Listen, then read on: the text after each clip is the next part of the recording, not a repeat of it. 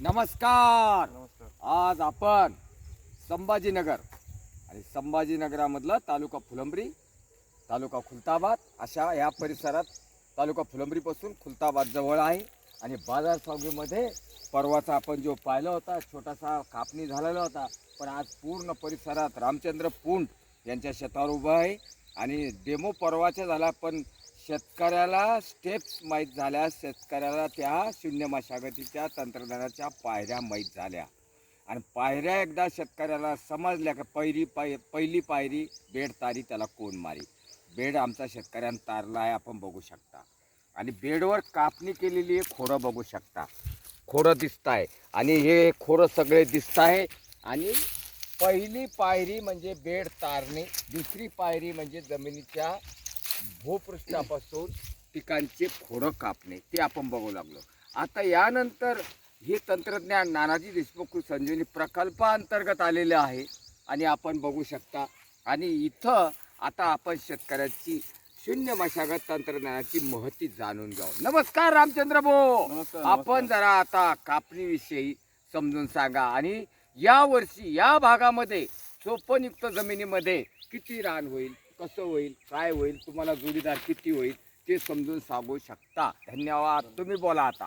Sir, आज 23 April 2024 कापसाची मागील हंगामातला कापूस लावला होता आपण इथं. तर हा कापूस आता छाटणी करून पूर्ण रान तयार झालेलं आहे. म्हणजे आजच्या तारखेमध्ये दुसऱ्या पिकासाठी वावर तयार झालेलं आहे. दुसऱ्या पिकासाठी तुम्ही आता पण याच्यात मक्का लावू शकता, काही प्रॉब्लेम नाही. आणि चालू वर्षी आता 6 एकर SRD आणि सोबत 2-3 शेतकरी आणखीन जुळलेले आपल्याला. त्यांचं पण यावर्षी पहिल्या वर्षामध्ये सुरुवात करू लागली SRDला. आणि आता सगळे छाटणी वगैरे होऊन शेताला तयार झाले दुसऱ्या पिकासाठी.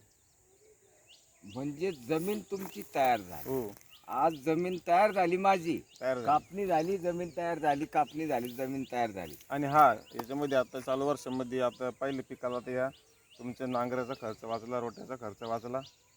हे मला एक याचा फायदा झाला, बेनिफिट भेटला. आता म्हणजे एकरी जवळपास 4-5 हजार रुपये माझी ही वाचू लागली. पहिलेच वाचू लागली 4 ते 5 हजार रुपये. म्हणजे 5-6 हजार रुपये तुमचे वाचले. पण हा 5-6 हजार किती एकरात?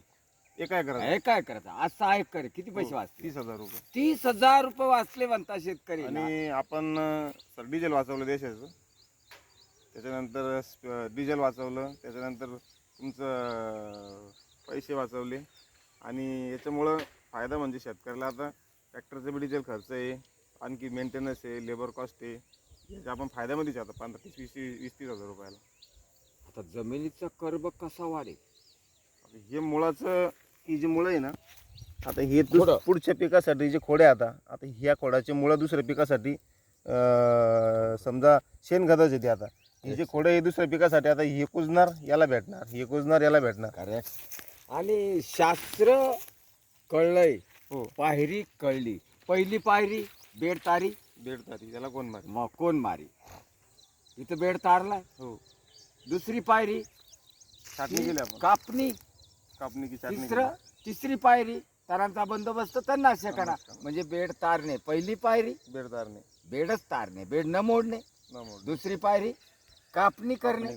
तिसरी पायरी की हाताने लागवड किंवा टोकन यंत्राने. तिसरी पायरी तणांचा बंदोबस्त तणनाशकांना करणे. या पायऱ्या आपल्याला कळला. नानाजी देशमुख कृषी संजीवनी प्रकल्पाअंतर्गत आज आपण मी तिला पाहतोय.